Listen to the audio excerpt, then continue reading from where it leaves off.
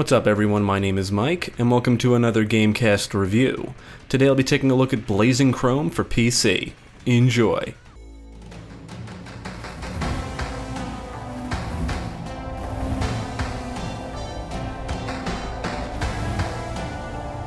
I heard of Blazing Chrome a little while back, and after watching a trailer and seeing screenshots, I added it to my Steam wishlist. About a week ago, we received an email from the arcade crew with a review code for the game, and, well, that was a nice surprise. Just by looking at it, you can tell it's a love letter to the Contra series, specifically the 16-bit games, and Contra is fucking awesome. Developed by Joymasher and published by the arcade crew, Blazing Chrome was released for PC and current-gen consoles in July 2019. It's a side-scrolling run-and-gun shooter that has you playing as a resistance fighter in a war against robots. But is kicking robotic ass as fun as it sounds? Well, let's take a look. There's 3 difficulty modes: easy, normal, and hardcore, which needs to be unlocked. You can choose to play as one of multiple characters. At the start, you can only play as Mavra or Doyle, a converted robot with a mohawk, because why not?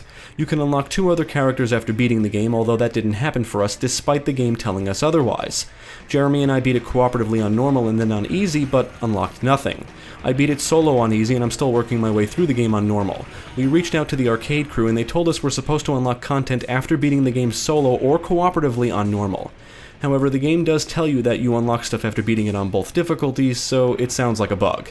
When choosing your character, you can select from different outfit colors, and both Mavra and Doyle can run, jump, go prone, roll, shoot without moving, and perform a melee attack when you're close enough to an enemy, and it can also deflect missiles and grenades. Now, to roll, you need to press down and jump, and we think it should be a separate button. Pressing down and jump should let you move down a platform, which isn't an option at all. Those are our only gripes with the controls.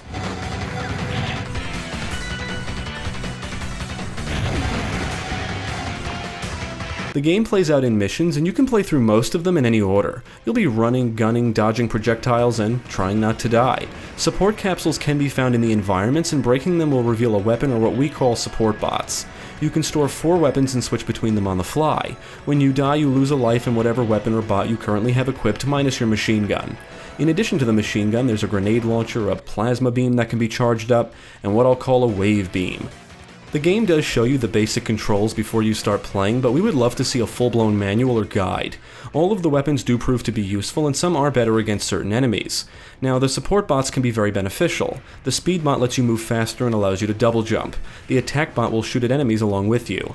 And our favorite is the defense bot. It creates a shield around you, protecting you from a couple of hits.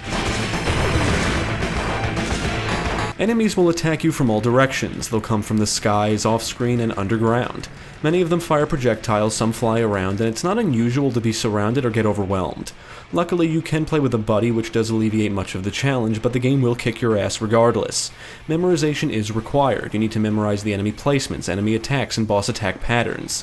One hit is all it takes to die, but as long as you have some lives left, you will respawn in the vicinity. There is a checkpoint system, at least on easy and normal, and when you lose all your lives, you'll respawn at the last checkpoint.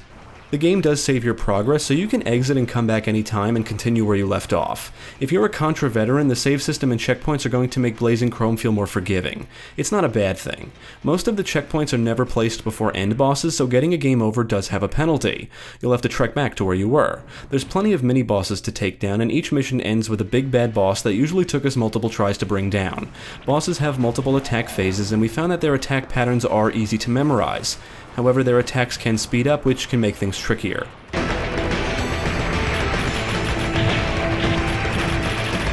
The game is short, but the high difficulty should keep you coming back. And if we could unlock all the content, there's more characters to play as and extra game modes to play through. You have to like dying repeatedly, otherwise you'll just get frustrated. The missions are diverse, and each one is set in a different location. You'll blast your way through a city, bioweapons facility, intercept an enemy supply train, and fight your way to a communications tower. Some missions put you on what look like hover bikes, and every now and then you can jump into a mech and use it to obliterate foes, and gain access to specific areas which usually house goodies. One mission has you flying around in a jetpack. It's pretty cool. You'll have to watch out for plenty of environmental hazards like quicksand, crushers, lasers, and spikes, among other dangers. The action is fast-paced and hectic, and each mission will throw something new at you.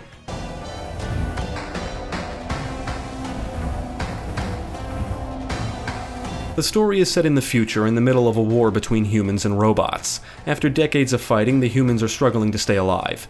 A resistance team is sent on a mission behind enemy lines, and this mission is humanity's last hope. That's all there really is in terms of plot. It's awesome enough to get us interested, and it's clearly just a setup for the non-stop run-and-gun action.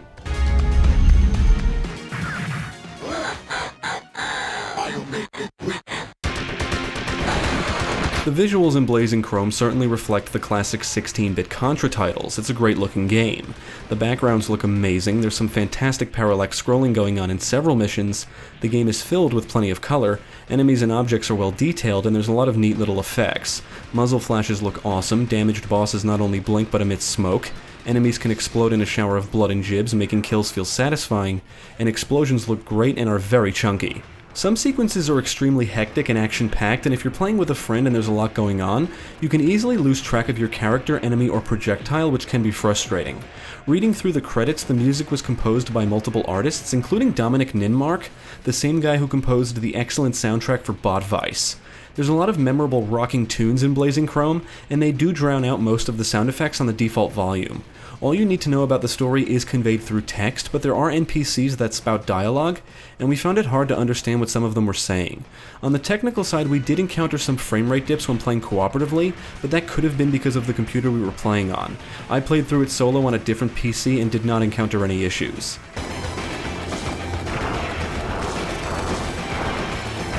We had a great time with Blazing Chrome. In fact, I enjoyed it so much I'm planning on buying the Switch version just so I can play it on the go.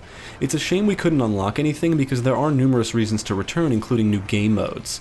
Blazing Chrome doesn't fuck around. You're immediately thrown into the action, and each death will and should be a learning experience. Contra fans should feel right at home.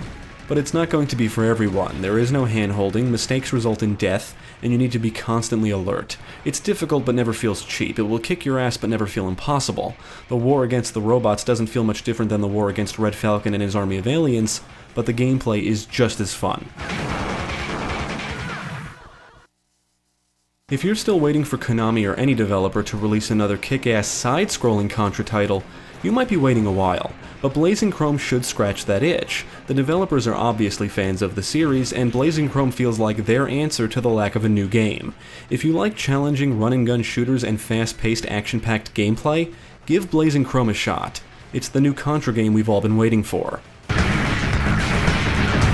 Thanks for tuning in, I hope this review proved helpful. Stick with GameCast for more quality content, including the latest gaming news, podcasts, let's plays, and even more reviews.